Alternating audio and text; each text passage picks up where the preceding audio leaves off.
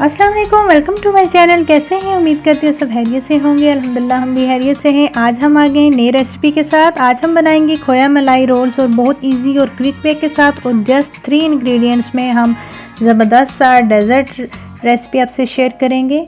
और रेसिपी को करते हैं स्टार्ट। एक बर्तन ले लिया, उसमें हाफ़ लीटर मैंने मिल्क ऐड कर लिया है।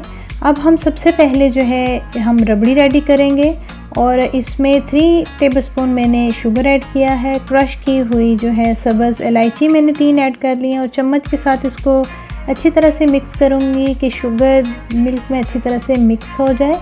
और इसको हमने टिल जो है थोड़ा सा गाढ़ा होने तक हमने इसको कुक करना है, और एक अच्छी सी रबड़ी हमने रेडी कर लेनी है। और बराबर आपने चम्मच चलाना है कि मिल्क नीचे ना लगे। ऑलमोस्ट हमारी रबड़ी हो गई है रेडी। अब इसको हम साइड पे कर लेंगे, और नेक्स्ट स्टेप में हम रेडी करेंगे रोल्स के लिए खोया। मीडियम टू लो फ्लेम पे हमने खोया रेडी करना है। हाफ़ लीटर मैंने मिल्क ले लिया है, 3 टेबलस्पून इसमें शुगर ऐड करूँगी, और इसको पहले अच्छी तरह से मैं मिक्स कर लूँगी कि शुगर नीचे ना लगे। और आपने जितना खोया बनाना है आप उस हिसाब से आप मिल्क ऐड कर सकते हैं, और चम्मच को बराबर हिलाते रहना है कि चाहे नॉन स्टिक का बर्तन हो फिर भी जो मिल्क है वो नीचे लगना स्टार्ट हो जाता है। और नीचे से जो है नहीं लगना चाहिए, क्योंकि खोया का कलर जो है वो वाइट ही अच्छा लगता है या लाइट येलो। अगर ब्राउन होगा तो वो उसका टेस्ट भी अच्छा नहीं होगा और देखने में भी वो अच्छा नहीं लगेगा। इसको ऐसे ही हम चम्मच हिलाते रहेंगे और इसको गाढ़ा होने तक हम कुक करेंगे, और मुसलसल आपने चम्मच हिलाते रहना है।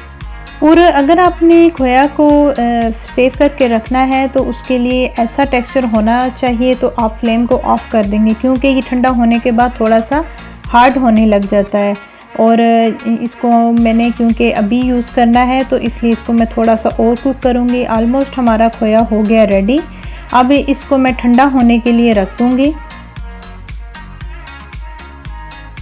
अब नेक्स्ट स्टेप में जो है ब्रेड पीसेस मैंने ले लिए, उनके किनारे शार्प नाइफ के साथ मैं काट लूँगी, क्योंकि ये जो थोड़े से हार्ड होते हैं तो ये रोल करने में प्रॉब्लम होता है। तो सबके 1 बाय 1 मैं ऐसे किनारे जो है शार्प नाइफ के साथ जो है वो सेपरेट कर लूँगी।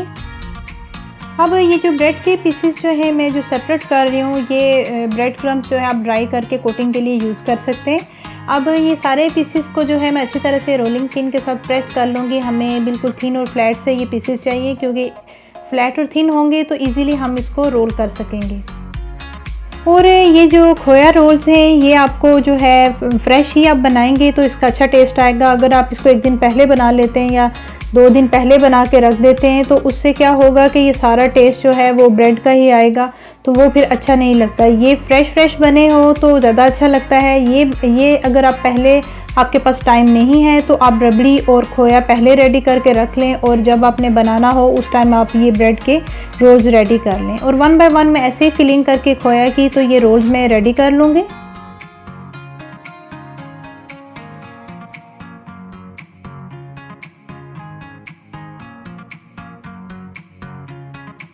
अब सारे खोया रोल्स को मैंने डिश में रख दिया। साथ ही हमें चाहिए रबड़ी जो हमने बनाई हुई थी, साथ ही पिस्ता है जो मैंने क्रश करके रखे हुए हैं, साथ में थोड़ा सा ज़ाफ़रान है उसको भी मैंने छोटा छोटा कर लिया है। और रबड़ी आपने गरम ही इसके ऊपर आपने ऐड करनी है।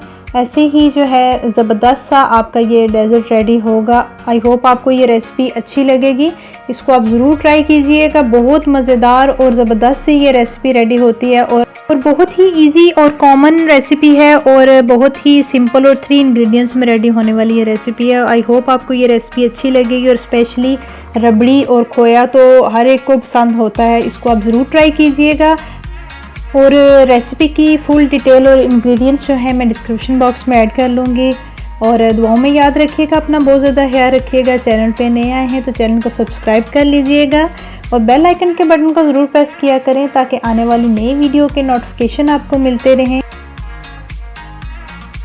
और ऐसे ही हमारे ज़बरदस्त सी जो है खोया मलाई रोल भी हो गए रेडी। और दुआओं में याद रखिएगा, अपना बहुत ज़्यादा ख्याल रखिएगा। मिलेंगे नई रेसिपी के साथ। Take care.